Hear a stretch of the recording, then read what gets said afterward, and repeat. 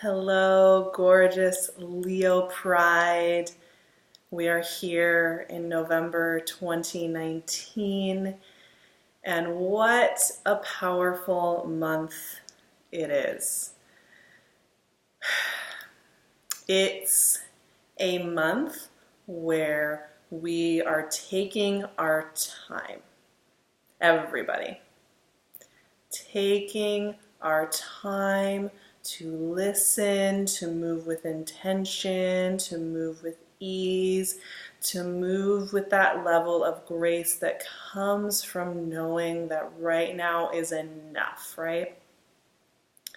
And the word that came up for Leos when I was sitting with your energy was kindling, which is a really interesting word. We think about kindling as the little twigs and sticks that we use to build the beginnings of a fire, right? It's like and you can kindle something into existence, right? It's a warm feeling of building heat, building fuel. And so this month is about adding fuel to this warm, nurturing, slow, deep fire and watching it grow, right? It's about doing things with ease, with intention, with clarity. It's not about filling your calendar up as full as you can get it. It's not about trying to accomplish everything. Even if Jupiter is in Sagittarius for only one more month, don't worry about that. Jupiter is going to continue to give blessings no matter where it is, right? So it's like, and 2020 is going to bring amazing things. So don't get into the mindset of having to get something magically done before December hits, right? There's a lot that's going to be happening with Leo in November, a lot. Like, it is going to be extremely powerful and potent, but not necessarily in the way maybe you're thinking it's supposed to go. Not necessarily in the way that you have mapped out in your mind of this is what I'm going to get from this month, and this is how it's going to come, because here's the thing. This is one of those months that's working with divine energy in the way that blessings come to us in the way from a higher sense and more deep inner sense that takes us to the place we need to go more efficiently than anything we concoct in our minds, right? And part of that has to do with the Mercury retrograde that is going on in November. It starts on October 31st. It's a Mercury retrograde in Scorpio the whole way through until November 18th. We have this Mercury retrograde. For Leos, especially Leo rising, this is going to be in your fourth house of your home and your family, your internal world, your safe space. And Mercury retrograde in Scorpio is quite healing, and I will be doing a full discussion on this retrograde on my Patreon. So if you're interested in learning more about this retrograde, how it's going to be healing, that's where you're going to be able to find a little more info on that. But what I will say for Leos is that it's a great time to do deeper connection with that internal landscape, with what home means to you, with what deep connection means to you, with what family means to you. Ooh, the card wanted to come out. 3 of Cups. I'm loving it. And there can be a really nurturing quality to this transit. Yes, it can be challenging. If you're in resistance, 10 of Swords, if you're in resistance to who you're becoming and the depth of which relationships are building, it can be a little alarming, a little scary, and you can also feel a little foggy during this time because you're not going to have everything sorted out in 3 weeks, right? There's a full moon in Taurus, Devil.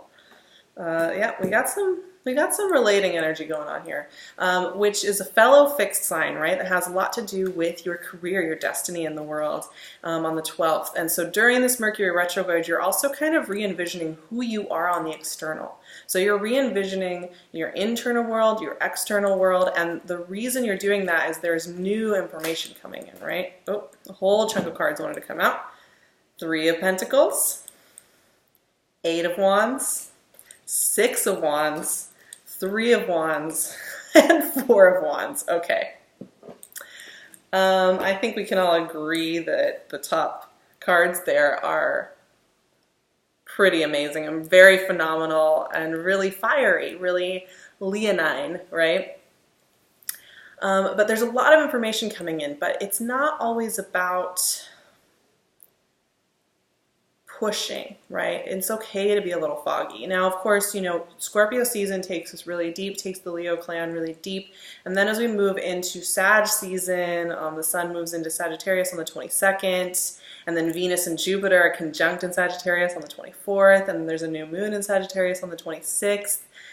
There's this really warm, ooey gooey, juicy energy going on in the 5th house heart chakra, where that's opening up and it's all making sense. So you may find the first half of this month a little bit more mystifying, a little bit slower, pulling you into some deeper themes that then puts you forward. Now, here's the thing that's going on. There is a death of self, but that's what happens when we are really embracing our newest identity. When, it's not that even sometimes an old version of ourselves going away, like that version was wrong, or that version wasn't valuable, or that there was something wrong with it. It's like, not at all. Often, we have beautiful versions of ourselves that we've been working with for a while and it's an amazing journey. And so it's kind of a strange feeling to think about letting them go but they were beautiful. That was a beautiful version of myself. That was a beautiful time in transit where I was learning all these things. So letting go of her or him and letting go of that identity can be kind of strange feeling, right? But that it's kind of time, and that's part of this kindling process. It's like you're kindling a new fire. You're kindling a new timeline. You're kindling a new lifestyle, and kind of understanding the underpinnings of that. And that's where, so we start off, it's fun because we have this 3 of Cups, which is very celebratory, like a lot of friendship, a lot of communion going on around. There may be something to celebrate right off the bat as November opens up, actually, and there being kind of this sense of a door has been opened, right? A door has been opened, but what does it immediately do for the Leos? It brings up the 10 of Swords and the Devil. And I think that makes a lot of sense, because when you're kindling a new path, you're kindling a new bond, you're kindling a new lifestyle, you're kindling a new identity, and it's happening and it's all natural. There's also going to rise up anything left that needs a moment to be honored, released, freed. You may also find that maybe a little resistance comes in. You're getting really serious in a relationship, or you're getting really serious about a project, or you're really putting that investment into home, lifestyle, what have you, and it's like you can feel that this isn't just like some little lighthearted yes or no scenario. This is something big.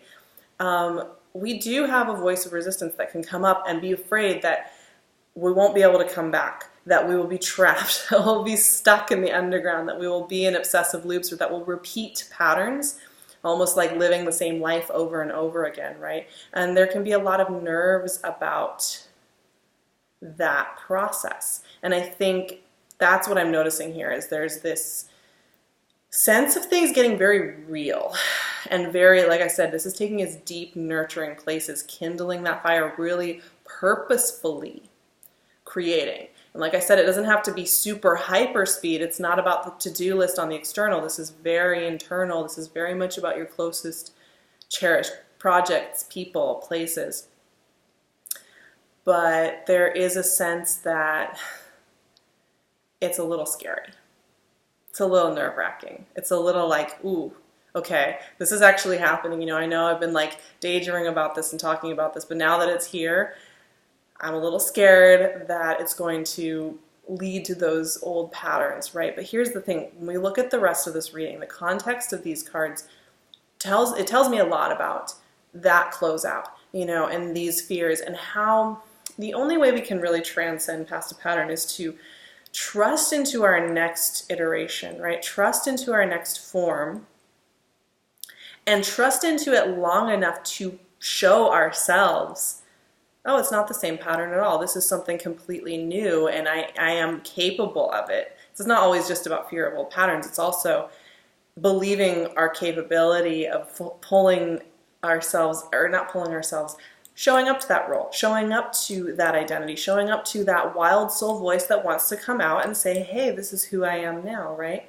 And that's the thing. So we have these kind of resistance cards, or these cards that are worried about getting trapped on the wrong path, or choosing something wrong, or just losing of self, right? But then it's followed up by 5 energies that are, if this reading is to give you anything, it's to let you know that that bold action, that deep powerful, connective thing that's going on for you this month is your path. And it's okay, you're right where you need to be. Because immediately, so that Ten of Swords and the Devil are surrounded by 2 threes. 2 of the best 3s you can ever have. 3 of Cups and 3 of Pentacles. This is about communion with like-minded souls. This is about seeing your vision and starting to make really fantastic connections, right? And there being shared voice here. You're not alone. You are connected. You have these individuals really in your life, really working with you, right? And not only that, but then 4 Wands cards, wow. And these are the most beautiful Wands energies that there are. There's a really swift amount of growth going on this month. And like I said, this month's interesting because Mercury retrograde is working through. Scorpio season's always kind of intensive. And I even find, honestly, Sun moving into Sag season tends to be really intensive as well. And so these energies that we're working with, they take us to the deepest places. They take us to the most intense places in our thoughts and our minds and our routines and our habits. And there can be kind of a mystic sense to it. But with Leos, what I'm seeing is there being this path being forged and it really being crystal clear that this is your path and that it's happening and that the learning curve ahead is big. And that's a good thing. You're ready for it. You want it. But there is kind of an intensity going on here, you know, because when I see these cards, they're all forward growth cards. 8 of Wands, 6 of Wands, 3 of Wands, 4 of Wands. These are forward growth energies, just 100%. This is things happening, right? This is decisions being made, agreements being made, activities coming into play.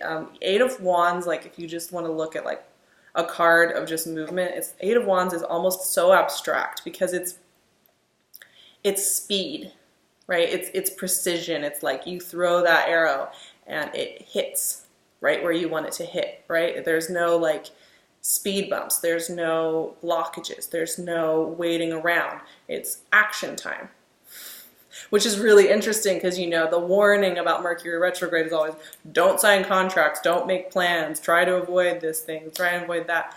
And yes, Mercury retrograde is symbolically a time where you want to be really intentional about anything you do sign, anything you do agree to. However, things that are meant to be, things that work regardless of whatever's going on with that, right? Because the true universal vibration is one of things working and coalescing. So any of these other tool sets you want to look at, they're there. They can help give you different lenses. However, when something's moving and it's moving in the right direction, it keeps moving. And there's really nothing that's going to get in the way of that. So 8 of Wands is very much that energy. And so is 6 of Wands. 6 of Wands is a card of triumph. It's a card of kind of breakthrough. So if you've been feeling like you've been very small little steps, right, in a direction, or you've been feeling kind of like you're almost there, but you never quite get, or it's like it's just out of reach. The 6 of Wands is almost kind of like some kind of stage has been reached where there is true external ramifications going on here, right?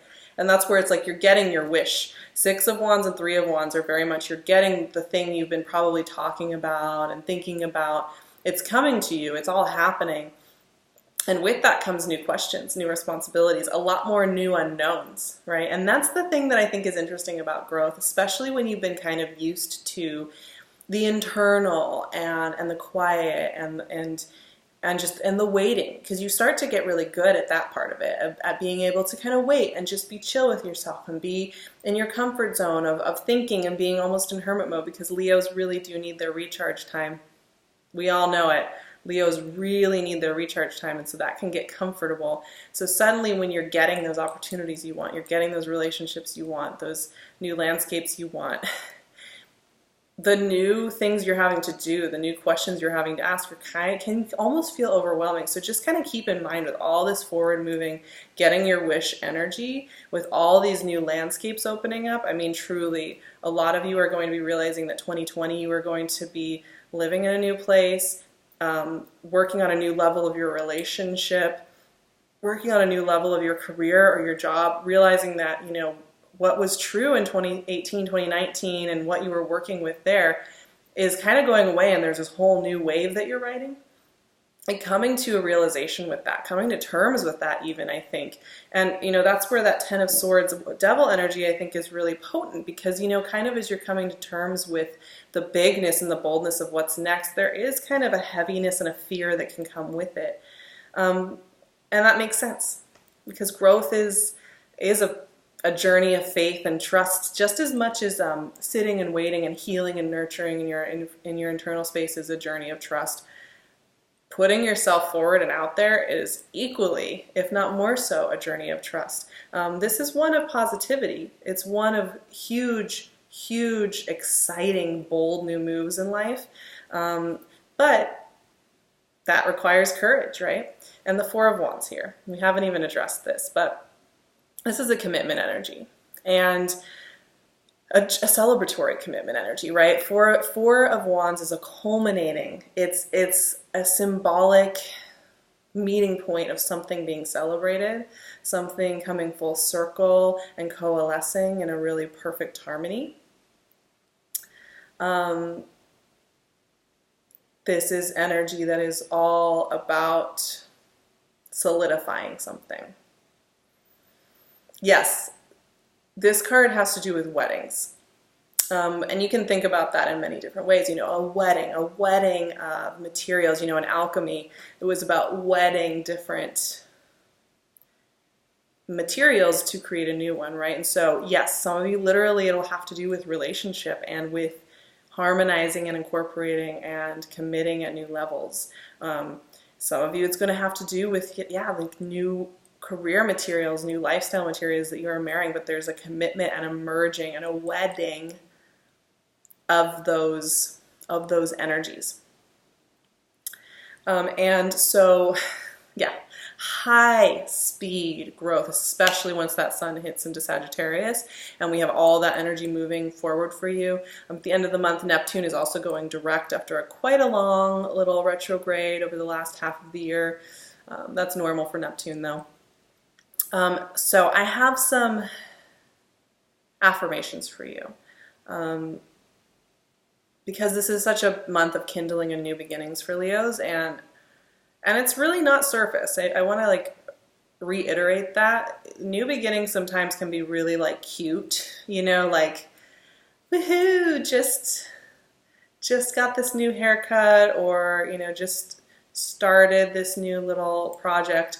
Sometimes new beginnings go a lot deeper, right? They go to a place of it not just being about the external circumstance, but it being about really a new lifestyle. So here are your affirmations, my Leos.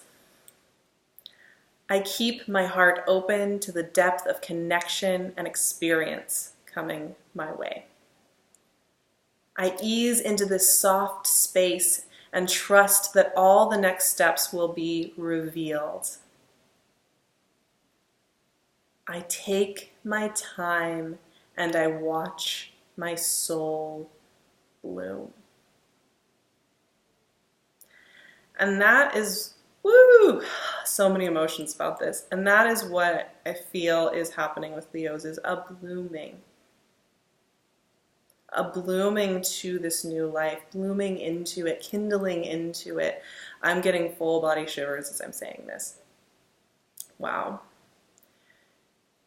It's really happening, right? It's really happening.